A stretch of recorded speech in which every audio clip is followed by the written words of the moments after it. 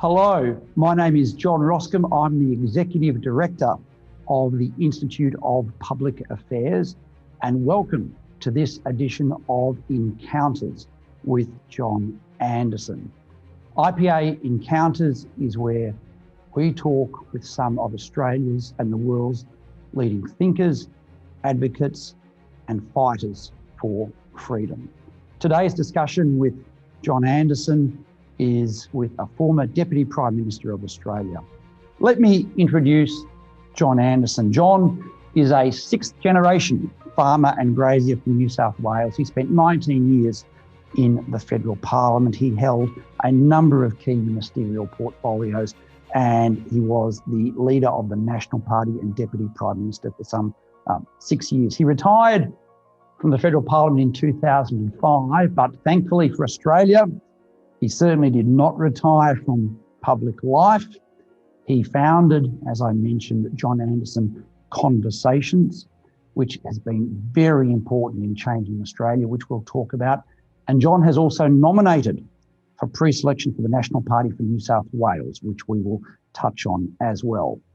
Some of my personal favourites of his conversations have included his chats with Victor Davis Hanson just a few weeks ago, Brett Weinstein, Douglas Murray, Lawrence Fox, Peter Hitchens, the great Jordan Peterson, Helen Pluckrose, Melanie Phillips, and of course the IPA's distinguished fellow, Tony Abbott. To go to those interviews, go to johnanderson.net.au. I think it's significant that today we'll be talking with John not just about his time in politics, but about his time after politics, where he's made such a contribution. John, can I welcome you to IPA Encounters? Can I thank you for being with us today? Can I thank you for everything you've done for Australia? Well, John, thank you very much indeed for having me. It is a genuine honour to talk to you and to those who are spending an hour joining us in various forms. I find it amazing that they are, and I hope I don't put them to sleep.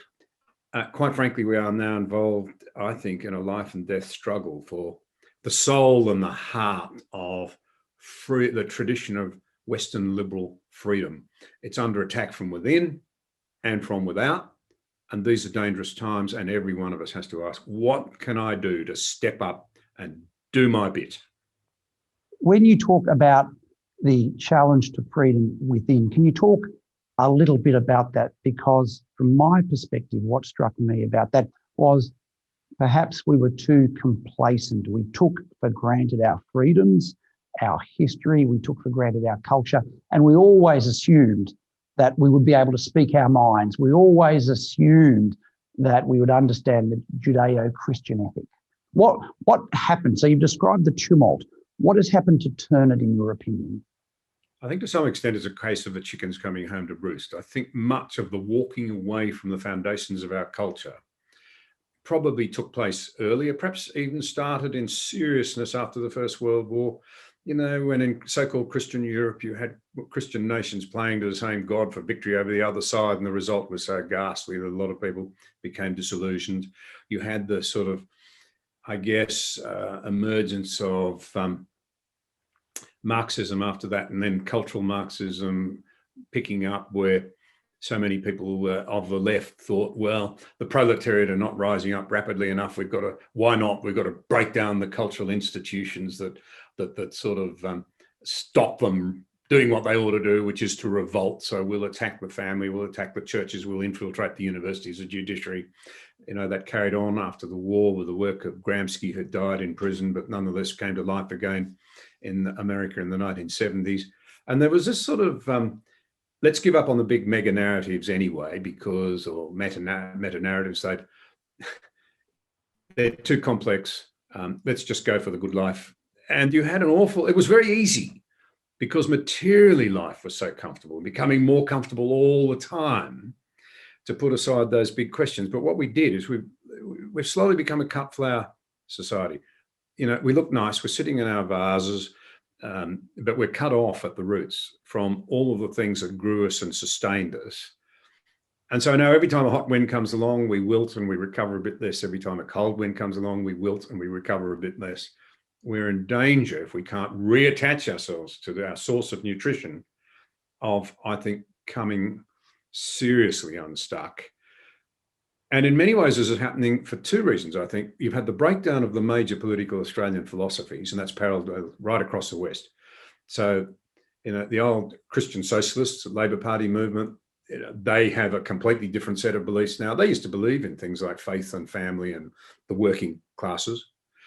You've had liberalism breakdown because most of the liberals I know now seem to find the answer to everything is in government involvement. And I don't think a true liberal believes that. And conservatives have got a problem because there's almost nothing left to conserve.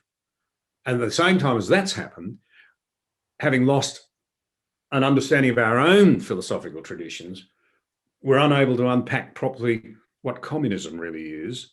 So we've forgotten that a communist is a communist is a communist who believes that we somehow, it's very flawed thinking, I think, will give our loyalty to the party ahead of our loyalty to our loved ones and our community and even our nation. So that breakdown of understanding, coupled with the enjoyment of the good life, has meant that I think we've more and more reduced our politicians to, if you like, becoming managers and coordinators rather than people of vision who argue, sharpen their philosophy about what sort of view of Australia they're trying to put up. And I think you're always better off if you've got a view of where you want to get to, and that sharpens you in what ought to be civilized debates with people who have a different view. We've lost that. We've slipped into ad hocery and managerialism. We need more urgency now because we don't know what might come. And just consider one aspect. We're utterly dependent upon shipping, utterly dependent as a trading nation. We have 13, I think it is, Australian registered ships now, 4 of which are obsolete and about to go off. We've not trained any master mariners for many years. COVID should have shown us that we're in real danger with our supply lines. We need some urgency around this. I'm a farmer. I'm in the business of feeding people. My family are. They're committed to it. We can't do it without diesel. Everybody's talking about fuel these days. They're not talking about the fact we cannot feed Australians. We can't keep the groceries running. We can't keep the health system operating. Can't keep the economy running without diesel, and we won't be able to for at least the next decade. And one of the first things that'll happen is if there is trouble to our north, let's forget about who might kick it off or what might happen. We're not going to be the major determinant of that. What happens if we're suddenly isolated? Hasn't COVID woken us up to the importance of our supply lines? Now, I don't want to criticize the government. I know they're doing a lot of work on this, but I am deeply committed to saying, if I can help raise awareness, help at any level move the dial so the Australian people stop this business of infighting. We're like a pack of kids in an extended family going down to the river on a hot day for a swim. And we're so busy brawling, the young ones against the old ones and the boys against the girls, and, one because one's slightly different and one doesn't fit a pattern and the others fits a pattern too much. We haven't noticed the crocodiles waiting down at the river's bank for us, and they don't care about the internal rows. And talking about us as Australians and Australia's culture, you had a wonderful description about Australia's culture, and one of the themes of our discussion is our culture in crisis and what we do to save it. You've talked about the Australian culture, the Australian commitment to each other is a fair go for all, mateship, and importantly, rubbing along with people who have different views. And you've just touched on how we have lost that. Can you talk about how important that culture has been to build Australia and how important that culture will be into the future, especially the idea for the IPA of egalitarianism? Because from our perspective, we've seen the COVID crisis divide Australia into 2 Australias. The experts, the public servants, the politicians who have continued on their way working from home. The rest of Australia who have struggled, young people who've lost years of education, social life that's been decimated, and there's not enough recognition that, in fact, a key part of Australia's culture is mateship and egalitarianism, which seems to have gone away. How do we rebuild that? So we don't want to gloss over our past failings, but I do think our big problem is that we're so busy self-loathing so forgetful of our own history, so unable to see how fortunate we are, and so intent upon, if you like, the elite advice that somehow we're a terrible society in so many ways that we're ripe for overthrowing, that we've lost sight of how unbelievably fortunate we are and how our model is a beacon for the rest of the world. It's a model that people want to emulate. It's not to say it's perfect, but here's the rub. The modern line is, oh, we're so rotten, we've never made any progress. They can never admit progress, because to do so is to say we're not completely rotten and maybe we can reform the things that still need reforming. My line would be to say our system is the one that has best allowed us to meet in the sensible middle and hammer out compromise when we don't agree. It seems we've got people who want to smash that everywhere and take us back to the law of the jungle.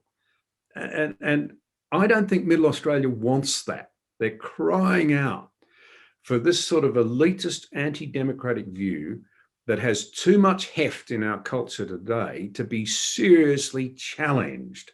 They want people to step up. And I say amen to that, but make certain we do it in a civilised, decent, respectful way that will bring Middle Australia, so hungry for leadership, with us. I think that's really important. You do not get good public policy out of a bad or a truncated or a shut down or a silenced debate. You get it out of high quality, respectful intercourse with one another. And it's interesting you talk about Middle Australia, mainstream Australians.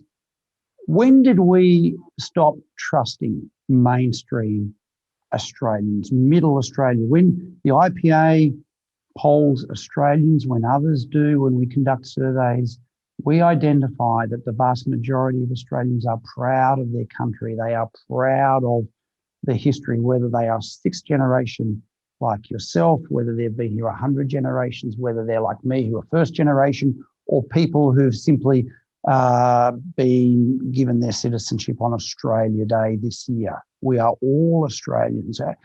Why isn't that view of mainstream Australia reflected in the media and reflected in politics, in your opinion?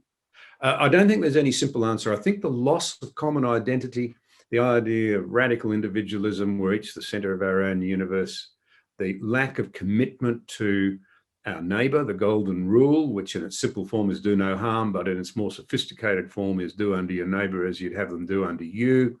I think the relentless attack on Western institutions in academia, in the humanities, relentless, always fault-finding, reflected in the media, which so often highlights the problems but doesn't offer a better way forward. So easy to destroy rather than build. Yeah, that's right. Identify the problem, but not the solutions. And always deny or leave out of the story the fact that our system is the one that can find solutions, because we can meet in the middle. We have parliaments, we have civilised discourse, we have the ability to have a yarn in the pub and sort it out. Sometimes with larrikin good humour and a fair bit of knocking of somebody who's being an idiot. But these days, of course, that's hate speech. I mean, come on. Let's grow a little bit of a skin. You know, I have plenty of failings. Some of them I've actually improved myself on a little bit, simply because others have been rude enough and courageous enough to tell me I'm being stupid. That's how you grow. But we try to say, oh, no, we've got to protect everybody from everything. As Jonathan Haidt says, you know, we're not only failing to build resilience into our children as they grow up, we're telling them that if it doesn't kill them, it makes them weaker. Well, you and I know the reality in life is that your character grows when it's challenged. And it's often the setbacks. Sometimes they're very sad and you wouldn't wish them on people, but you have to grow. It's how you cope with those things. If you try and pretend that everybody is always, there are genuine victims, but if you try and pretend that everybody's always a victim and that you can never break free of victimhood and so forth, you know, you're condemning people to a life of misery rather than of hope and of growth and of character development. So I don't think these things are complex, easily understood. It's a whole breakdown in trust in our system because it's been under relentless attack and we've swallowed the lines too quickly. Nonetheless, here's the thing.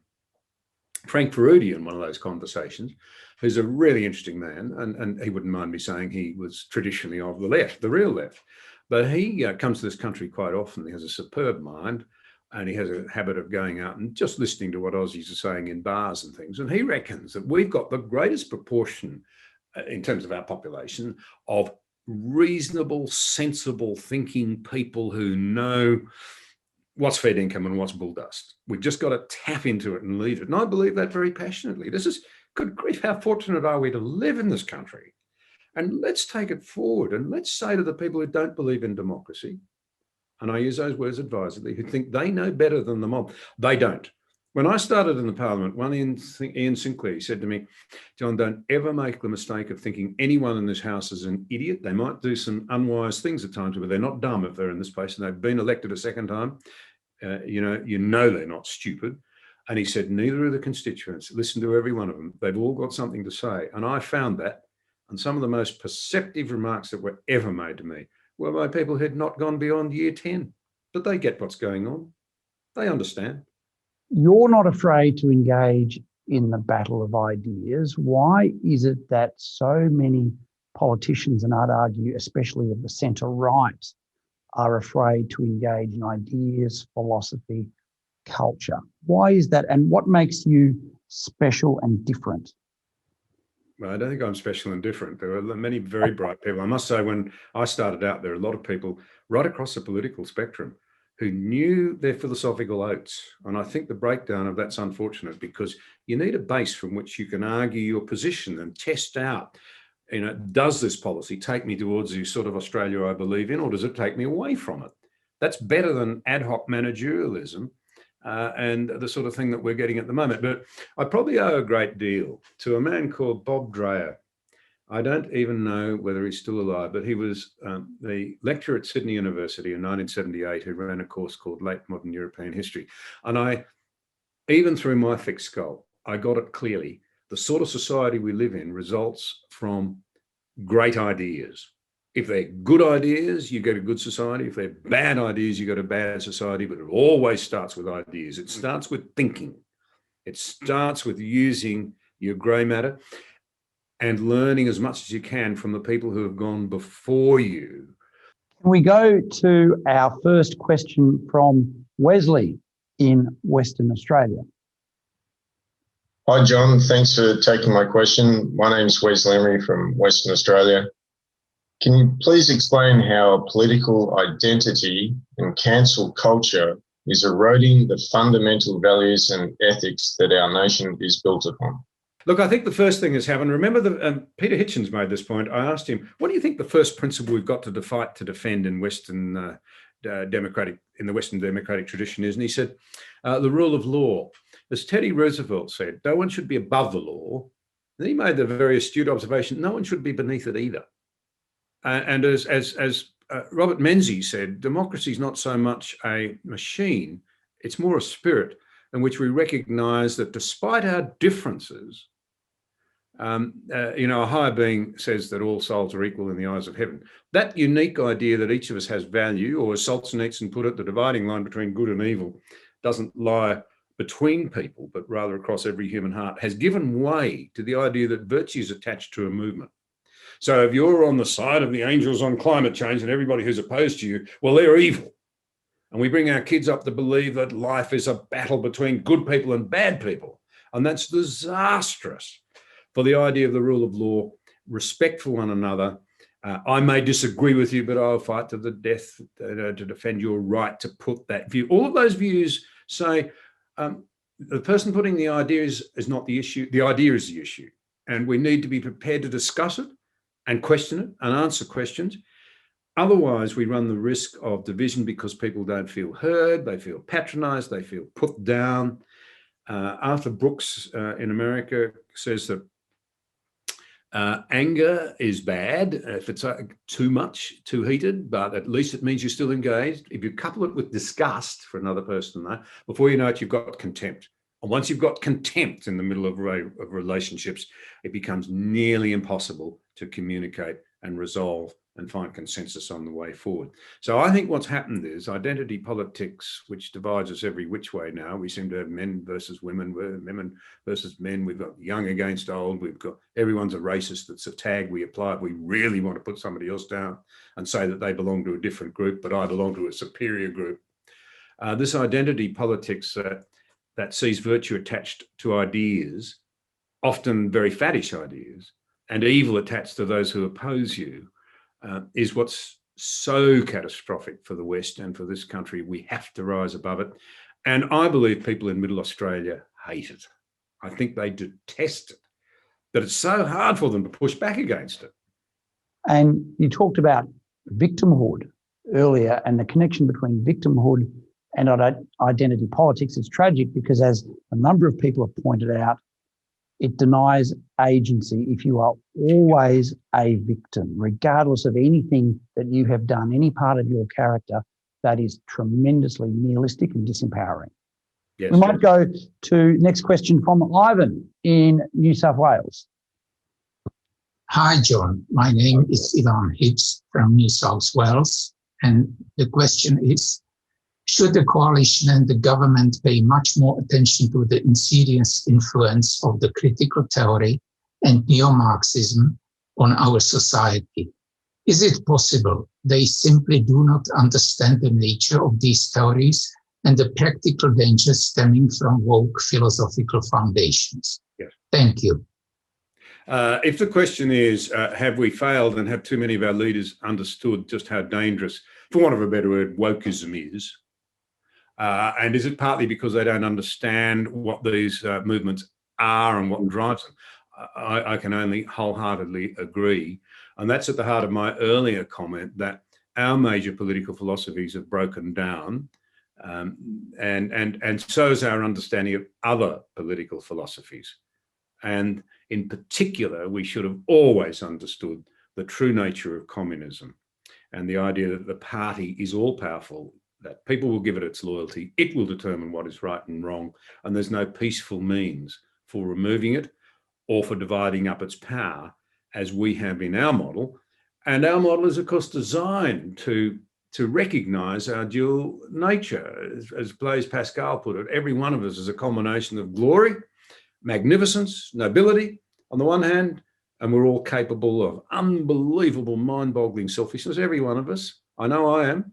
And that if you're allowed, if you feed it, if you feed your worst angels, you know, as one of my guests said to me one day, you know, statistically, most of us would have belonged to the Hitler Youth, and we recoil and say, no, I wouldn't have. But the numbers showed it. The most educated and civilized nation on earth at that time in the 1930s was Germany. And the overwhelming bulk of young people signed up for Hitler's Youth. We should not be so immodest as to think that political and social and belief theories don't matter. They do. And we should not be so immodest as to think that we can't be poisoned by them. We have to seek out and try and understand truth. And this is what I say, that I meet so many Australians who don't have that sort of perhaps sophistication that you meet inside the goat cheese wall, where they can explain ridiculous ideas in such highfalutin terms that it sounds feasible. And so often it just isn't. And my test is always, are you actually respecting the intelligence and the dignity and the worthwhileness, if I can put it that way, of your fellow Australians when you make that statement? And to paraphrase Orwell, sometimes only very smart people can believe very silly things. That's right. That idea is so stupid that only an intellectual would believe it. No man on the street would follow it for a moment, he said. Exactly. And you've spoken about truth, and I think that's one of the great successes of conversations, the seeking of truth such as we understand it. Can I ask you some questions about that? Because so many IPA members are keen listeners, keen watchers of your discussions, and you have changed Australia. You have added not just your voice, but the voice of some of the best people on freedom from around the world for Australians. To what do you attribute the success of conversations? I'm tempted to say, I wish I knew. I'm delighted. I'm staggered at how often people walk up to me in the street and say, oh, I listened to such and such a conversation, or I enjoyed this, or I enjoyed that. I'm particularly warmed by the young Australians who buy in. It's just astonishing how many young people out there. And often they will say to me, I'm at university and most of what I'm fed with in such and such a tutorial group, I know it's bull dust, and so do most of our other people. We know our tutors are ideologically driven. What is the matter with these academics that they don't get that their students know and can see through them? They're not all like that, but too many of them are. And they say, look, we get this great variety. I think one of the other things is I see it often referred to, it's a conservative series, but it isn't. If you actually have an honest look, we've got people from right across the spectrum. So you've got people, and if I might say so, perhaps again, some of the aforementioned elites might take this on board, who come from that sort of intellectual elite background, if you like. I don't like using terms left and right. I'm with Frank Ferruti. They're largely meaningless. We're almost in the age of truth and post-truth. Those who believe you can find objective reason and reality, and those who just want to live on emotions. And I think there's a lot to be said for that. But you've got people from the other end of the political spectrum, I suppose, to what many of us might be tonight, who are well and truly belling the cat, and who are well and truly saying, if we break down the liberal democratic order, we will lose this ground in the middle where we can come together and have a real dust up and walk away with a compromise that works. I'm not against vigorous argument. I just say once it becomes personal, you're finished. And you end up in a place of contempt. Come back to young people, because the IPA has seen through our Generation Liberty program and our book club, for example, how much young people are yearning for ideas. But you mentioned left and right, and I agree with your disowning of the terminology. But for argument's sake, what's striking about conversations is your conversations with people who once would have been regarded of the left. What strikes you about them, for example, the Weinsteins and the Dave Rubins? Is it that the world has shifted around them, or have they shifted? Because some of the most insightful discussion about liberal democracy is from those who would have once regarded themselves as on the left. Yes. Well, I think one of the things that I would say of all of them is that they recognise, even the atheists, the value of the Judeo-Christian concept that we need to respect the dignity and worth of all. That would be one thing they have in common, even the people who say, look, I'm an atheist. They recognise that value, that they see it's an underpinning for freedom, essentially. And the idea of, you see, many people say with very good reason that freedom of speech is the number one freedom. It's the one by which you defend all others. Janet Albrechtson's written brilliantly on that. But Frank Ferruti said something interesting to me when I put that to him. He said, actually, maybe it's freedom of conscience that came first, when our forebears burnt one another at the stake. And after a while, they had differences of view. And then they realized after a while that not only was it barbaric and hardly Christian, it was also dumb, because today's minority might be tomorrow's majority, and then they burn you at the stake. And the idea of recognizing that we must let people live in accordance with their conscience, which means you are entitled to your beliefs and you don't have to keep them private, provided only that you do so within sensible bounds. You must be free, if you're to be free, to exercise and live in accordance with that conscience. If that conscience drives you to say, look, I disagree with this, or I disagree with that, or I'm absolutely committed to the poor, or whatever it happens to be, you should be entitled to live in accordance with your freedom of conscience, or live with freedom of conscience. And that, I think, is the underpinning freedom that we're in danger of losing, because today the self-righteousness, it's the re-emergence of the people who dared to burn somebody at the stake for a different view. The self-righteousness, that's a really ugly side of a power-hungry lynch group, and there's too much obsession with power in Australia today, allows them then to say, well, we'll silence you. If necessary, we'll cancel you. And we do know now that that can result in people taking their own lives. We're finding new ways to burn people at the stake. I can't believe this, but it's true, it's happening, and we've got to push back against it. If our young people are the canary in the coal mine, we've got record levels of anxiety and depression and self-harm amongst them. I think that should be telling us something about our culture wars and the impact they're having on our own future. Does conversations and its success, particularly with young people, the experience of the IPA's Generation Liberty Book Club, as I mentioned, Does that say something to you about the direction of future conversation? So when we poll young people, they say to us they're not getting the great ideas at university. They are reading for themselves. They are listening to conversations. They're going to Jordan Peterson and picking up Dostoevsky. Many IPA members have asked, does conversations indicate to you a new direction for us to have our conversations in the community, outside of universities, outside of newspapers, outside of the mainstream media, as we can get on YouTube, we can get on the microphone and talk to each other and have ideas that are not discussed at universities and schools? Absolutely. And of course, a lot of young people, particularly young men, are just as interested in ideas as ever. They may not sit down with a book in the way that an earlier generation might have, but they'll listen to up to 3 hours. This is the research of high quality content. It's amazing how discerning they can be. I know one young man, he listens to Triple J all the time, and I say, do you think you get an unbalanced point of view from that station? And he says, actually, it sharpens my wits so that I can work out when I'm being fed nonsense. We'll go to a video question from Julia. Hi, John. I'm Julia from Brisbane. My question is, are there means of shifting the debate out of conventional entrenched norms to better counter oversimplifications? Yes.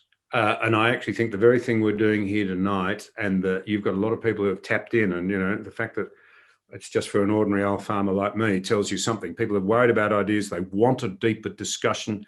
That I think that's reflected in the numbers we've had with our conversations, even though quite a few of them, I have to say, have been British and American. I'm amazed at how often I get a letter from America, England. Quite often, a traditional letter written on letterhead. One came arrived with a book from an English lady the other day.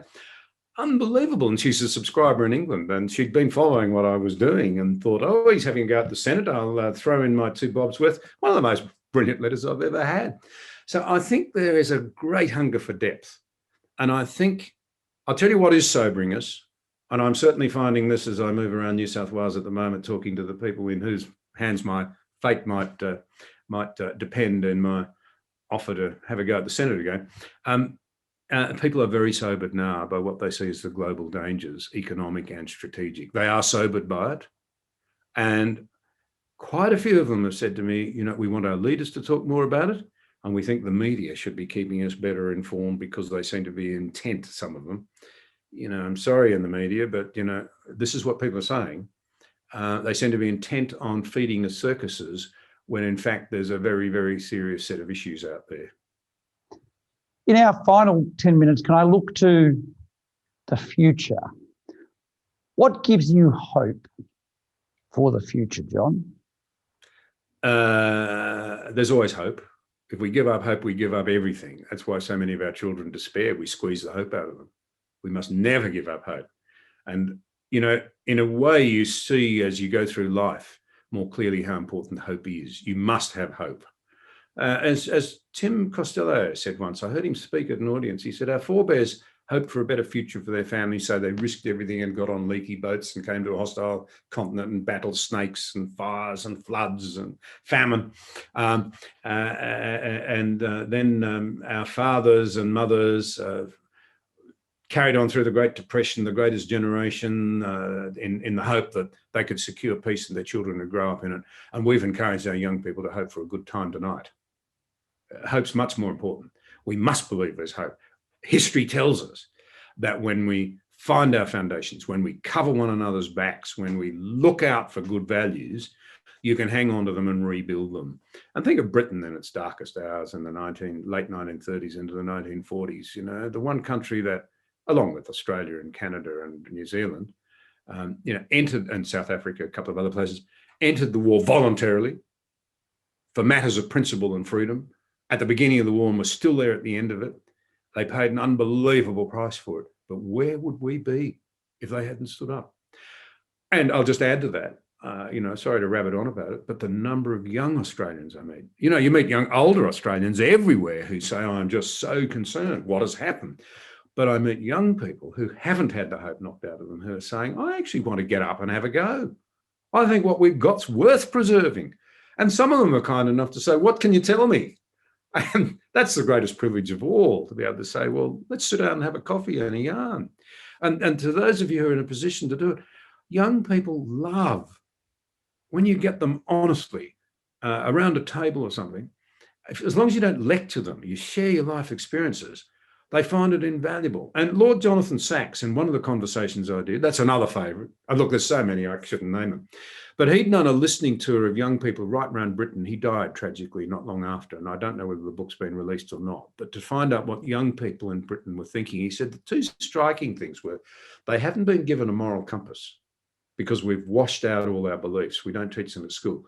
So what they've done as a substitute is they pick people they admire and respect. And so I'm going to model myself on that person. Well, if someone does that, some young person looks for that, feed them, spend time with them. They're the future. They deserve it. They need it. And the second thing he said was they know that it isn't going to be as easy for them as it was for their parents and grandparents.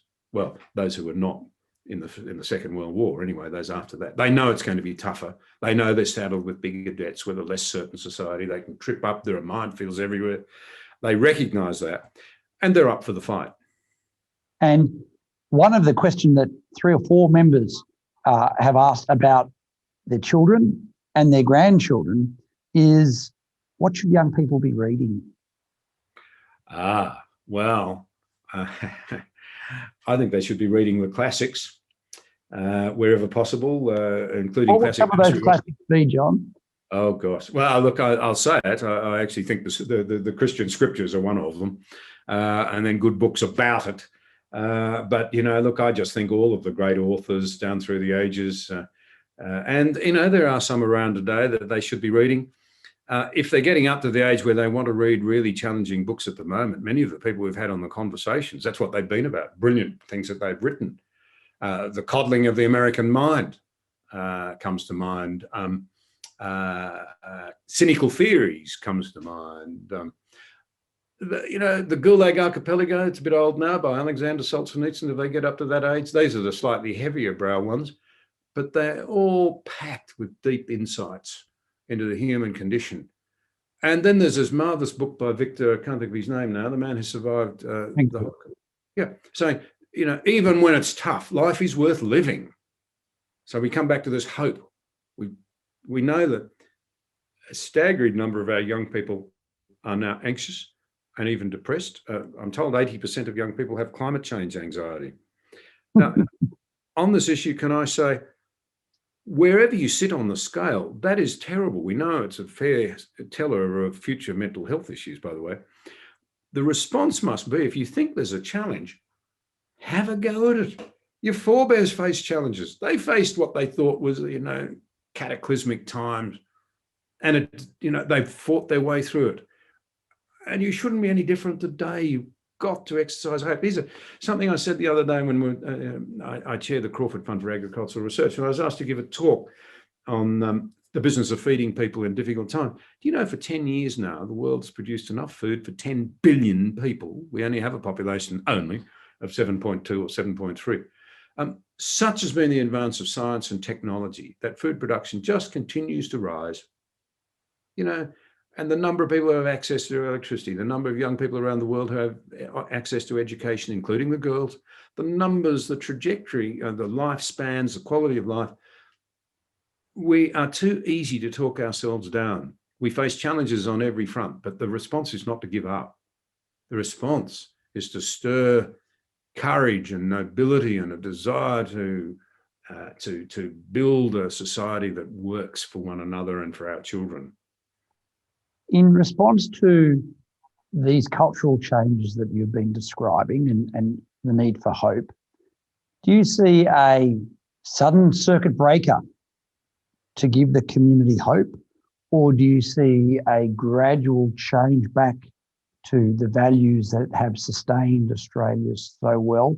What do you see as the mechanism for change back to the values that we then want to enhance as our way of life? I think there are two things that will force us to find our roots again, to be honest. One is that, and both are rather challenging, I think people are going to find that where we've ended up is very, very empty. And we need a better way. I mean, people are not stupid. They're looking for narratives. They're looking for meaning. They're looking for stories. But the second thing is that I don't think we can avoid the very high likelihood of some very challenging times, which will really force us to think through who we are and to make us rise up to the challenge. I just think that the Western world is so weakened by COVID, the level of indebtedness, the pump priming in America, which is a whole new subject, but the Biden administration has, in my view, gone wildly overboard, pump priming the economy. It really risks a breakout of inflation. You're seeing it in asset prices now, which is so tough on young people, but general inflation, because I understand that what they're spending is around 3 times the estimated value of COVID on the economy, or a hit on COVID. And we need to be careful here. We don't want to overheat the place. Sounds like a good idea, endless growth. But if it results in inflation and interest rates going up, that will be one set of disasters in terms of employment and people caught with housing and what have you. I'm not trying to be a pessimist. I'm just trying to say these things may force reality. The other is that you look around the world today, it's deeply troubled. You're not seeing that sort of united democratic order under the unilateral leadership of the United States. You're seeing the world descend into a series of potentially nasty trouble spots, any of which could go wrong, resulting in another trouble spot sort of piling on. That's bad language, I know, but that's what's happened historically.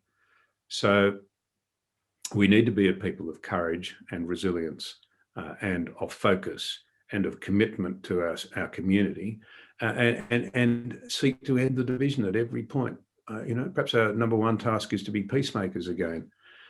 And, somebody said to me the other day, just to close off on this point, very often people will put propositions to you that you think are just nuts, but you'll never attack it with reason. You've actually got to try and get them to think it through. So asking, what do you mean by that? Where does it take you?